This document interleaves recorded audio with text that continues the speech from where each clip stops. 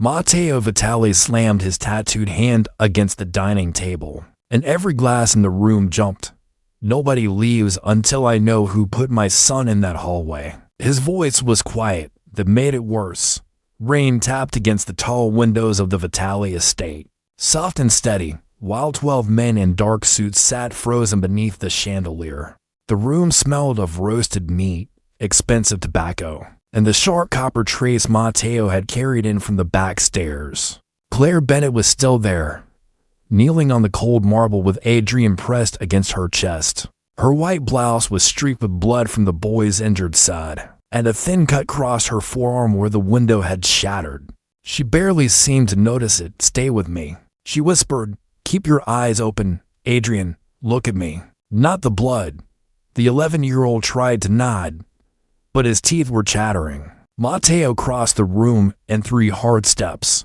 His black shirt was open at the collar, exposing the charcoal tattoo climbing the left side of his neck. More ink covered his hands and fingers. Dark against the clean white towel he pressed over his son's wound. "What happened?" he asked. Claire looked up at him. She was pale, but her voice stayed level. "He didn't fall from a horse." Across the room, Enzo Vitale shifted in his chair. Matteo heard it. He heard everything. The stable manager said. The stable manager lied. Claire cut in. A few men at the table exchanged glances. A maid did not enter up the head of the Vitale family. Not unless she had forgotten where she was. Claire had not forgotten. She was choosing the risk. The east gate was open.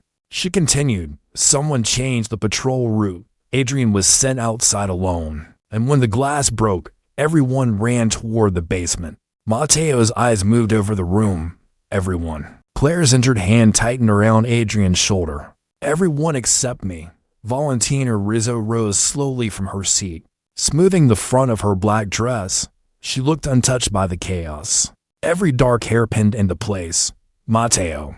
She is frightened. She may have misunderstood what she saw." Claire turned toward her. "I understood enough to know the door was unlocked from inside." Silence settled over the dining room. Heavy. Watchful. Matteo's jaw tightened. He looked at Claire again.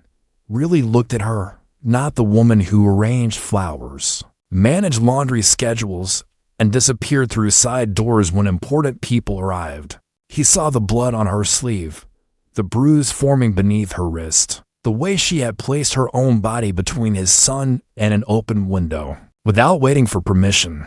"Why did you go back for him?" Matteo asked. Claire stared at him as if the answer should have been obvious. "Because he was alone." Adrian stirred against her and caught Matteo's sleeve with weak fingers. "Dad," he whispered.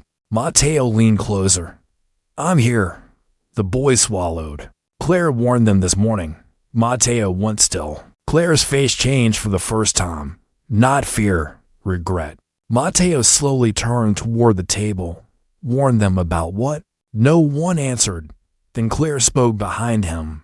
"About the message I found in Adrian's room." Matteo looked back. "What message?" Claire reached into the pocket of her torn apron and pulled out a folded piece of paper. "The one that said your son would pay for a debt you don't know exists." Matteo took the note from Claire without looking away from her. The paper was damp at the edges, wrinkled from being hidden in her apron, and marked with a single line written in black ink. "Your son will settle the debt." He read it twice. Then he folded it once and slipped it into the inside pocket of his jacket. "Who else saw this?" he asked. Claire adjusted her hold on Adrian as the private doctor hurried into the room with a medical bag. "I showed it to Mr. Enzo this morning. He told me it was probably a sick joke." Enzo pushed back from the table. "Because that is what it looked like. We receive threats every week." Matteo turned his head slowly. The dark tattoo along the left side of his neck disappeared beneath his collar as his jaw tightened. "You receive threats. My son received this one." The doctor knelt beside Adrian and asked Claire to move her hand. She did, but only after confirming the man's name and checking the label on his bag. Valentina noticed. "You are being dramatic," she said. "The doctor has worked for this family for years." Claire rose carefully. She was tall enough to meet Valentina's eyes, though her torn blouse, bare forearm, and bruised wrist made the difference in their positions impossible to miss. Someone inside this house changed the patrol schedule, Claire said. I am done assuming familiar faces are safe. A low murmur moved around the table. Valentina gave a small laugh, cold and polished. Matteo, control your employee. Matteo did not answer her. He watched Claire cross the room to the sideboard, where she poured water with a hand that had only just begun to shake. Until that moment, she had held herself together for Adrian. Now that the boy was with the doctor, the fear was finally reaching her. Matteo saw it in the tight movement of her shoulders. He also saw how quickly she hit it. Sit down, he said. Claire glanced toward the chairs lining the wall. I am fine. That was not a question. She looked at him then, and something sharp passed between them. She did not like orders. Matteo was used to people obeying before he finished speaking. Claire took a chair only because her knees were beginning to give out, and they both knew it.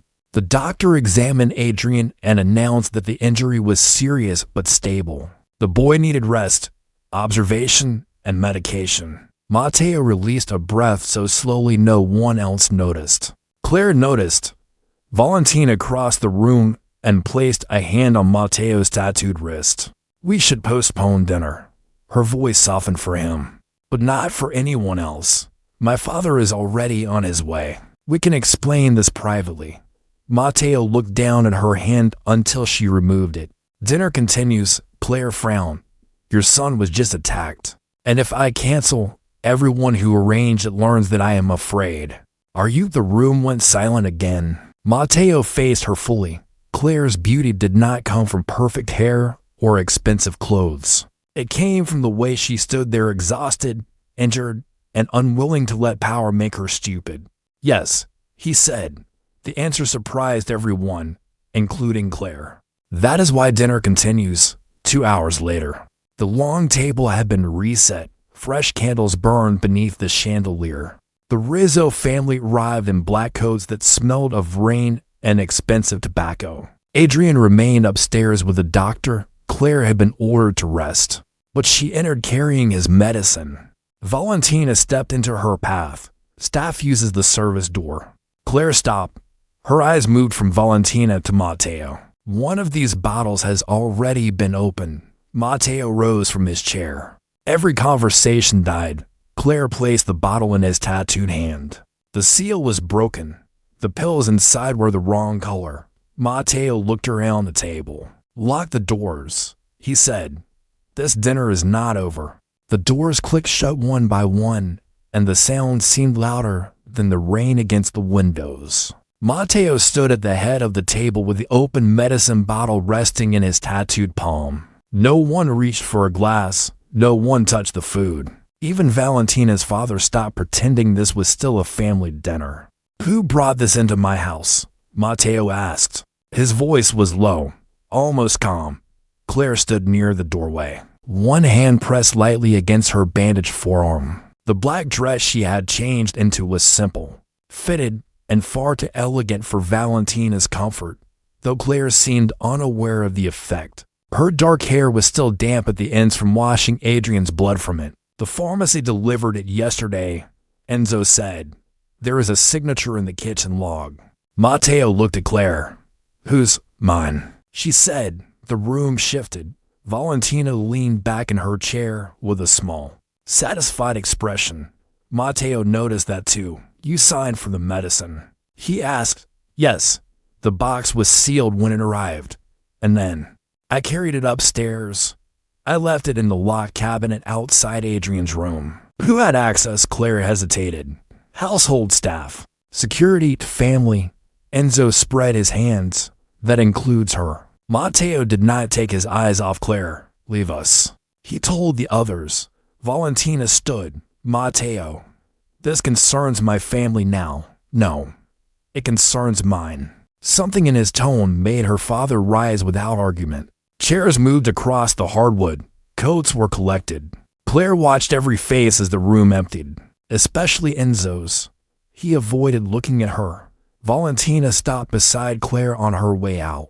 You should be careful, she murmured. Men like Matteo only value loyalty until suspicion is more useful. Claire met her eyes. Then I suppose we will both find out what he values. When the doors closed again, Matteo walked to the sideboard and placed the bottle beside the note. The tattoos across his fingers looked nearly black under the candlelight. Sit, he said. Claire remained standing. I would rather not. You are exhausted. That does not make me guilty. Matteo turned toward her. I did not say it did. He opened a thin folder that had been waiting near his chair. Claire recognized her full name before he slid it across the table. Claire Bennett, date of birth, former nursing student, current employee of the Vitale estate. Beneath that was a number that made her stomach tighten. $178,000. You had me investigated, she said. My son was attacked inside my house. So you looked for the poorest person in the room. Matteo's jaw hardened. I looked for leverage. Claire stared at the payment records. Every month, almost all of her salary disappeared into the same private account. Seeing it printed on expensive paper made the debt feel uglier, more deliberate. My father borrowed the money, she said, after he died. They came to me. Who? A lending company in Atlantic City. That is not an answer. It is the only one I have. Matteo stepped closer. Leather, rain, and faint tobacco followed him. Claire had to tilt her chin to hold his gaze. How much did they offer you? He asked. To do what? Open the gate. Change the medicine. Put my son where someone could reach him. Claire's face went still. Nothing. Everyone has a price. Then you have spent too much time around people who already sold themselves. The words landed hard. Matteo said nothing. Claire lifted her bandaged arm between them. I went back for Adrian because he was 11 years old and he was alone. That does not change that. For the first time that night, Matteo looked less like a boss and more like a father who had nearly failed his child. He lowered his voice. Why did you leave nursing school? Claire looked away. My sister needed a home. My father left us bills instead of choices. Matteo glanced at the folder again. This account holding your debt received money from a company owned by Enzo Vitale. Claire's breath caught. Matteo watched her carefully. Did you know? No. Then someone has been keeping you close for a reason. Upstairs, a floorboard creaked. Both of them looked toward the ceiling. A second later, Adrian's frightened voice carried down the hall. Claire. She moved before Matteo could answer. He caught her wrist gently, stopping her for only a moment.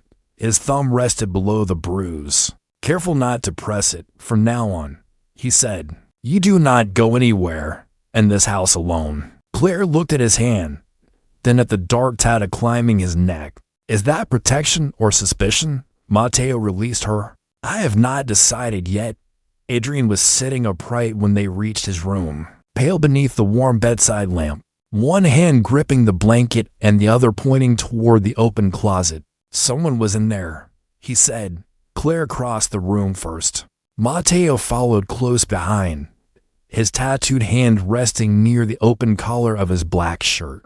Every movement controlled. The room smelled of antiseptic, clean linen, and the faint smoke drifting in from the fireplace. Claire checked behind the closet door, then under the bed. Nothing. Did you see anyone? She asked. Adrian shook his head. I heard the floor creak, then the closet moved. Matteo looked toward the hallway. The guards stood outside, both avoiding his eyes. Who entered this floor? He asked. No one, boss. One of them answered. Matteo stepped closer. The dark ink across his fingers tightened as he curled his hand. That was not what I asked. Claire turned back to Adrian before the fear in the room could reach him. You are safe right now, she said. Tell me what happened before you went outside this morning. Adrian glanced at Matteo, then looked down. I was not supposed to go. Matteo's expression hardened. What does that mean? The boy pulled the blanket higher. Someone left a note in my school bag. It said Mom wanted me to see something in the stable. The room went quiet. Adrian's mother had been dead for 6 years. Matteo sat on the edge of the bed, but the movement was stiff. Unfamiliar. Why did you not tell me? Because you would have called it a trick. The answer hit harder than anger. Claire saw it in Matteo's face. A brief crack beneath the cold control. It was a trick. He said, I know. Adrian's voice shook, but it used her name. Claire sat on the other side of the bed. Did you keep the note? Adrian nodded. I hid it inside my game case. I also recorded Uncle Enzo talking to Miss Rizzo in the glass room. Matteo went completely still. You recorded them. I heard my name. She said after the wedding, my position could be managed. Uncle Enzo said the debt had to be paid first. Claire looked at Matteo. His jaw tightened, and the tattoo along his neck shifted beneath his skin. Where is the game case? He asked. Adrian pointed toward the desk. The charger was there. The case was not. Matteo stood. Who cleaned this room today? Claire answered immediately. Laundry staff came for his coat. No one else should have touched the desk. Adrian looked at her. The game was in my coat pocket. Matteo turned toward the guards. Find the laundry worker who collected it. One guard checked his phone, then looked up with a face that had lost all color. She left the property 3 hours ago. Her address is empty. Matteo exhaled once through his nose. Claire knew that sound now. It meant his anger had gone beyond shouting. Matteo, she said carefully, Adrian needs you calm. He looked at her. Do not tell me what my son needs. Adrian flinched. Claire saw it. So did Matteo. She stood, slender and steady despite the bandage around her arm. He needs a father who listens before he becomes a boss. The guard stared at the floor. Matteo's eyes darkened. For one long second, Claire thought he might order her out. Instead, he looked at Adrian. Did you hide the recording because you thought I would not believe you? Adrian gave a small nod. Matteo sat again, slower this time. I believe you now. The boy's shoulders loosened. Claire turned toward the window, giving them privacy. But Matteo's voice stopped her. Stay. It was the same word he used for men carrying orders. But it sounded different now. Quieter. Less certain. Claire remained near the foot of the bed. Matteo reached for Adrian's hand. The gesture was awkward, almost painful to watch. But the boy held on. We are leaving this house tonight, Matteo said. No one knows where. Claire looked toward the hall. Valentina will notice. Good. Matteo rose, still holding his son's hand. Let her wonder what I know. Then his phone vibrated. He read the message once and turned the screen toward Claire. A photograph filled it. Adrian's missing coat lay across the back seat of an abandoned car. Beneath it was a single line. Bring Claire Bennett to the East Warehouse. And the recording stays buried. Claire felt the blood drain from her face. Matteo locked the phone and slipped it into his pocket. Now I know why they kept you close, he said. You were never the suspect. His eyes moved to the debt file still tucked beneath his arm. You were the payment. Matteo did not take Claire to the warehouse. He sent an empty car in that direction, then moved Adrian through the service tunnel beneath the estate. Before anyone upstairs knew they were gone. 40 minutes later, the city lights had disappeared behind them, replaced by wet trees, dark fields, and the steady sweep of headlights across a narrow Pennsylvania road. Claire sat beside Adrian in the back of the black sport utility vehicle, one hand resting near his shoulder every time the tires struck a rough patch. Matteo sat across from them, his black shirt open at the throat. The charcoal tattoo on the left side of his neck visible whenever passing light crossed his face. His tattooed fingers held his phone, but he had not looked at the screen in 10 minutes. He was watching his son breathe. Where are we going? Adrian asked. Somewhere quiet, Matteo said. That is not an answer. Claire almost smiled. Matteo noticed. A house near the Delaware River. He said, no staff, no family. Only people I trust. Claire looked out the Rain Street window. That list seems to be getting shorter. Matteo met her eyes. It now includes you. The words settled between them. Heavier than they should have, Claire looked away first. The safe house was a plain 2-story home set back from the road, surrounded by bare trees and a low stone wall inside. It smelled of cold wood, stale coffee, and dust from rooms that had not been used in months. Matteo checked every door himself. Claire took Adrian upstairs, changed his bandage, and found a can of chicken soup in the pantry. By midnight, the boy was sitting at the kitchen table beneath a yellow light, eating slowly while Matteo stood near the sink as if he had entered a foreign country. His sleeves were rolled to his elbows, exposing black and gray tattoos across his forearms and hands. "Sit with him," Claire said. Matteo glanced toward the windows. "I can see the road better from here.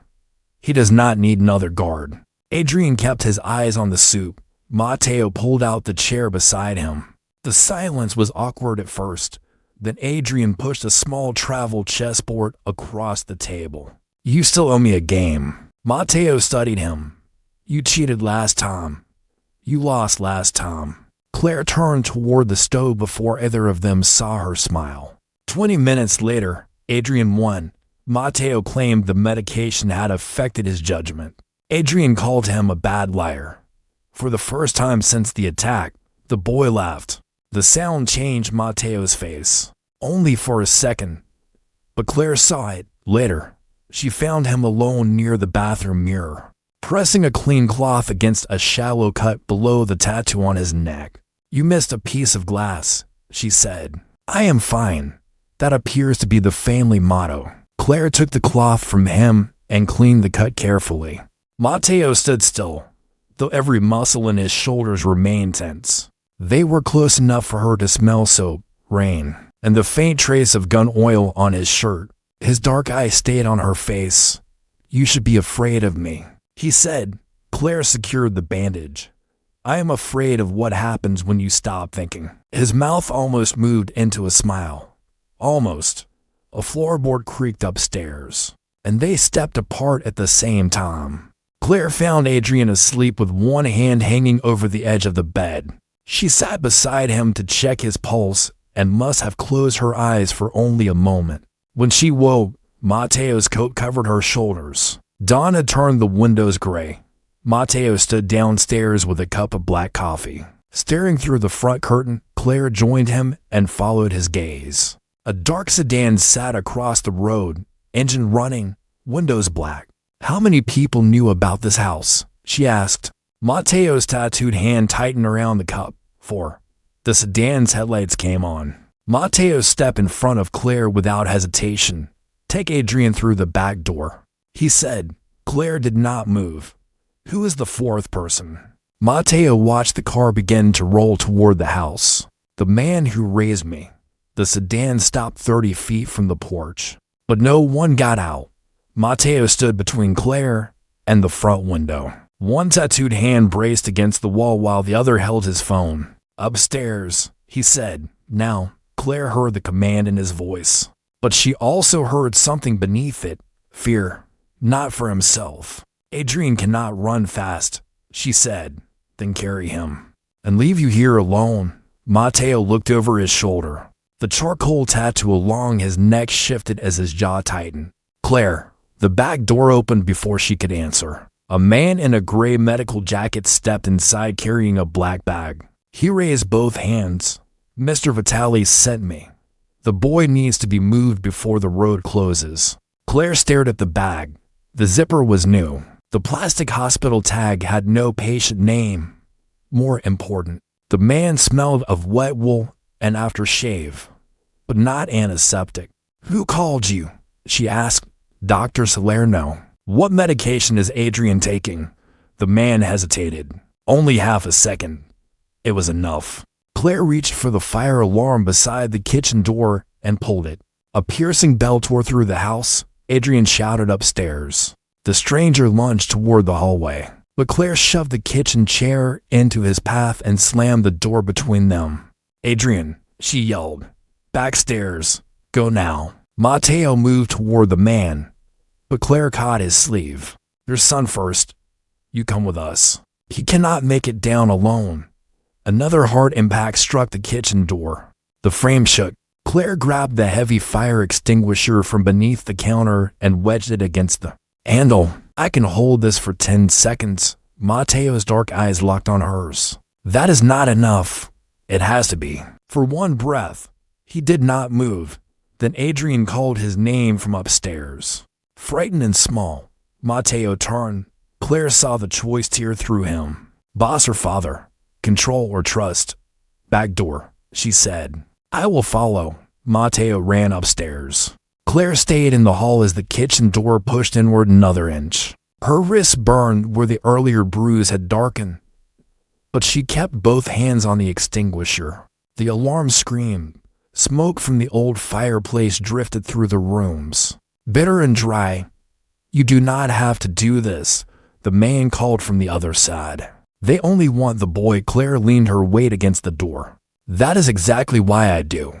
The frame cracked near the lock. She stepped back, pulled the extinguisher free, and released a white cloud into the doorway as it opened. The man stumbled, blinded long enough for her to run toward the rear hall. A hand caught her wrist. Pain flashed up her arm. Claire twisted free, struck the alarm panel with the metal canister, and brought the bell down in a burst of sparks. The sudden darkness swallowed the hall. Then Matteo was there. He came through the smoke with Adrian behind him and two guards entering from the back porch. Matteo placed himself in front of Claire without looking at her. Take my son outside, he said. His voice was so quiet the room seemed to shrink around it. One guard guided Adrian away. The other restrained the stranger without further struggle. Claire pressed her injured wrist against her chest. Matteo turned to her. You said you would follow. I did. Too slowly. Your son is safe. You are hurt. The anger in his face was not cold anymore. It was personal. Claire glanced toward the stranger's phone lying near the kitchen door. The screen was still lit. Matteo picked it up with tattooed fingers and read the recent messages. Enzo's name appeared first. Beneath it was another contact. Valentina Rizzo. Matteo went still. Claire watched the last trace of doubt leave his eyes. She knew. Claire whispered. She planned it. He said, outside. Adrian called for them. Matteo removed his coat and wrapped it around Claire's shoulders before helping her toward the door. Where are we going? She asked. He looked back at the safe house, then at the phone in his hand. Home. That house is not safe. It will be tonight. His gaze hardened. I am putting both families at one table. Claire understood what that meant. And if they refused to talk, Matteo opened the car door for her. They will not be invited to leave. By 9 that night, every chair at the Vitale dining table was filled. Rain struck the windows in hard, uneven bursts, and the chandeliers threw pale light across polished silver. Untouched plates, and faces trained not to show fear. Matteo stood at the head of the table in a black suit with the collar open. The dark tattoo along the left side of his neck fully visible. Ink covered his hands and fingers where they rested against the back of his chair. Claire entered beside Adrian, her injured wrist wrapped beneath the sleeve of a simple black dress. The dress was elegant, but nothing about her looked borrowed. She walked with her shoulders straight, her slender frame calm beneath the weight of every stare in the room. Valentina looked at her first, then at the empty chair beside Matteo. Staff does not sit with family, she said. Matteo pulled the chair out with one tattooed hand. Tonight, loyalty decides who belongs at this table. Claire hesitated. Adrian reached for her hand. That was enough. She sat. A quiet shock moved through both families. Enzo stared down at his plate. Valentina's father leaned back, his expression hardening. You called us here to insult my daughter, he asked. I called you here because someone used my son to force a wedding. Matteo placed the stranger's phone on the table. The screen lit beneath his fingers. Enzo's name appeared beside a chain of messages. Valentina's appeared beneath it. No one spoke.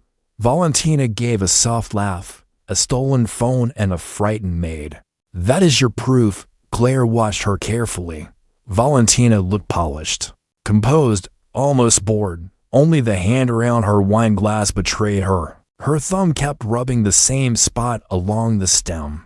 Matteo nodded toward the far door. One of his men entered carrying Adrian's missing coat inside a clear garment bag. It was found in an abandoned car, Matteo said. The recording device was still sewn into the lining. Adrian looked down. Claire squeezed his hand beneath the table. Matteo pressed play. Enzo's voice filled the room first, low and nervous. He spoke about a debt and a schedule. Then Valentina answered. She said Adrian did not need to die. He only needed to be frightened badly enough for Matteo to accept Rizzo protection and move the wedding forward. The recording ended. The silence afterward felt physical. Enzo stood too quickly. It was never supposed to go that far. Matteo looked at him. My son was bleeding on my floor. The outside group changed the plan because you sold them the same information twice. Enzo's face collapsed. Valentina remained seated. You need my family, she said. Without our roots, your people lose millions. Without our name beside yours, every rival in Philadelphia will test your walls. Matteo walked slowly around the table. No one moved as he passed. You mistook necessity for permission. Valentina rose when he reached her. And you are throwing away an alliance for a servant who owes more money than she will ever earn. Claire felt every eye turned toward her. Valentina smiled then, cold and satisfied. Did she tell you that part? $178,000. Atlantic City lenders, her father's mistakes, her sister's house. She has been desperate since the day she walked through your door. Matteo's expression did not change, but Claire could feel the room waiting for him to speak for her. She stood before he could. She is telling the truth, Claire said. Adrian looked up at her. Matteo's eyes narrowed, not in anger, but concern. Claire continued, the debt is mine. The fear is mine. But I did not open the gate, change the medicine, or leave a child alone because someone offered me money. Valentina tilted her head. That is what desperate people always say. Claire reached into her small handbag and placed her phone on the table. Then listen to what I said when Enzo offered to erase it. She pressed play. Enzo's voice came through clearly, promising freedom in exchange for one lie about Adrian. Then Claire's answer filled the room. No. The recording ended. Matteo looked at Enzo, then at Valentina. His tattooed hand closed around the back of the empty chair. Now, he said quietly, we decide what loyalty is worth. Matteo released the chair and reached inside his jacket. Valentina's father stiffened, but Matteo only removed the black velvet box that held the engagement ring. He placed it beside her untouched wine glass. The wedding is canceled. The words were quiet, yet they seemed to travel into every corner of the room. Valentina stared at the box as though it had insulted her. You cannot be serious. I have never been more serious. Her father pushed back from the table. Think carefully. Matteo, our roots, our accounts, our protection agreements, you will lose all of it. Matteo looked toward Adrian. The boy sat beside Claire, pale but upright, his fingers still wrapped around hers. Then Matteo faced the Rizzos again. I nearly lost something that cannot be replaced. Valentina's composure cracked. For her, she pointed at Claire, a maid with a debt and a pretty face. Claire stood slowly. She did not look at Matteo for rescue. Do not reduce this to jealousy, she said. You use an 11-year-old boy to control his father. That is not love. That is not family. It is fear dressed in expensive clothes. Several men lowered their eyes. Valentina stepped closer. And what are you doing? Claire, standing beside a powerful man and pretending you do not want what he can give you? Claire felt the old shame rise in her chest. The unpaid bills, her sister's mortgage notices, the phone calls that came after midnight. She could have denied it. Instead, she looked around the table. I want my sister safe. I want to wake up without wondering whether my father's mistakes will follow me forever. But I will not trade one cage for another. Her eyes moved to Matteo. Not even yours. The room went still. Matteo's expression did not change, but something in his gaze softened. He reached for a folder beside his plate and slid it across the table toward Claire. Inside were the original debt papers, stamped and canceled. Every account had been closed. Every claim against her sister's house had been released. Claire stared at the documents. "What did you do?" "Corrected a theft." Matteo said.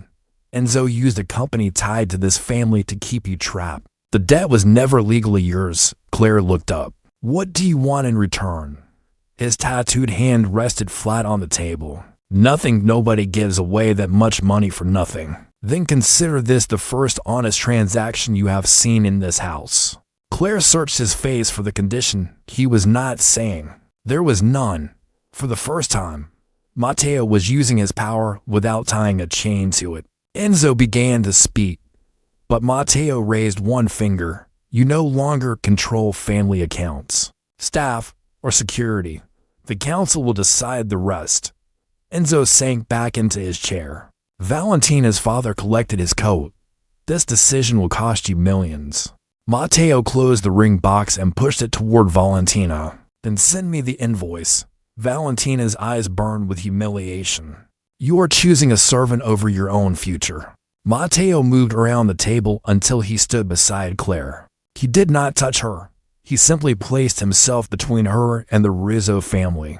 The charcoal tattoo at his neck showed clearly above his open collar, and the ink across his hands looked dark beneath the chandelier. "I am choosing the woman who ran toward my son when everyone carrying my name ran away." No one answered that. The Rizzo family left without finishing dinner. Their cars disappeared through the gates beneath the rain. Adrian was taken upstairs to rest, and the Vitale men quietly cleared the room. Claire remained beside the table, holding the canceled debt papers. "You should not have done that publicly," she said. "They will come after everything you built." Matteo looked at the empty chair where Valentina had been sitting. "Some things deserve to fall." Claire swallowed.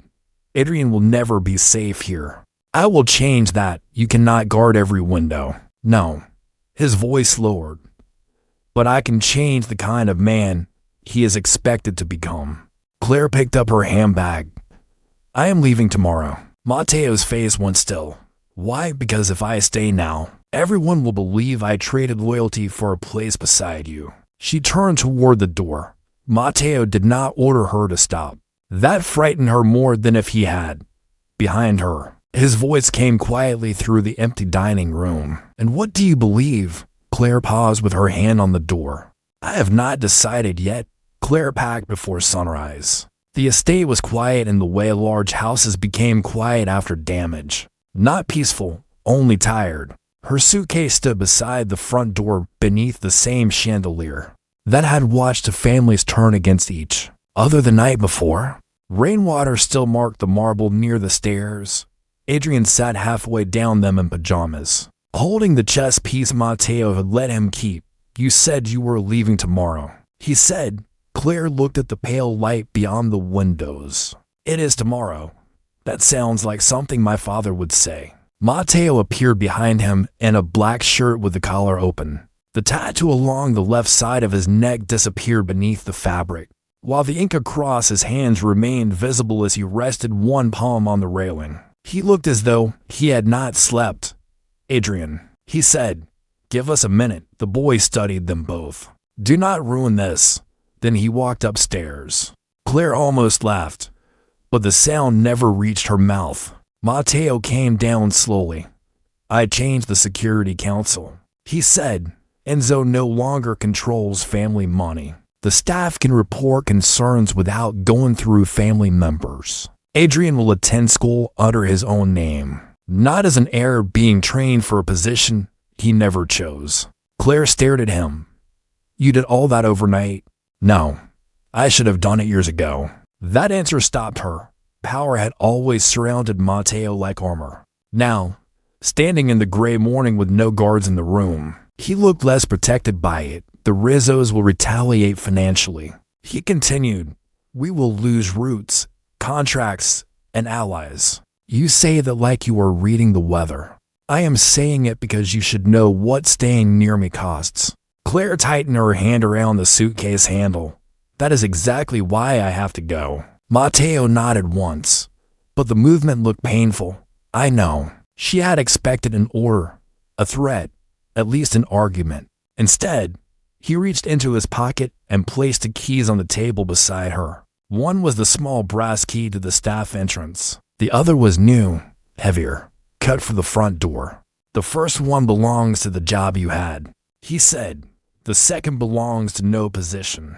Claire looked at him. "What does that mean?" "It means if you stay, you do not stay as my employee. You do not stay because I erased a debt. You do not stay because Adrian needs someone kind in this house." His tattooed fingers closed slowly against his palm. "You stay only if you choose me." The words were simple, but nothing in Matteo's life had ever required more courage. Claire thought about the man he had been when he entered the dining room, measuring loyalty through fear. Then she thought about the father who had sat beside his son, the boss who had accepted public loss, and the powerful man who had freed her without demanding ownership. "You stood in front of me last night," she said. "Yes, that is not what changed my mind." His eyes narrowed slightly. "What did?" "You let me stand beside you." Silence settled between them. Matteo glanced toward the suitcase. "Is that enough?" "Not yet." She picked up the new key. "But it is a beginning." He did not reach for her. He waited. Claire stepped closer on her own. "Adrian needs protection," she said, "but not the kind built from locked doors and frightened people. I am learning that. And you?" Matteo looked toward the stairs where his son had disappeared. "I spent my life believing honor meant never yielding." His gaze returned to her. "You made me understand that sometimes honor is accepting the cost of doing the right thing." Claire set the old staff key on the table. Her suitcase remained by the door, still packed, because choosing someone did not mean surrendering the freedom to leave. Matteo understood that. He did not ask her to unpack. Upstairs, Adrian called down. Did he ruin it? Claire looked at Matteo for the first time. The most powerful man in the house smiled without hiding it. "Not completely," she called back. And that was how the Vitale home began to change. Not because a dangerous man saved a woman in debt, but because she forced him to see that protection without respect was only another kind of prison. Power had given Matteo everything people feared losing. Love asked him to risk it. Claire was not the reward for his sacrifice. She was the reason he finally learned how to make one.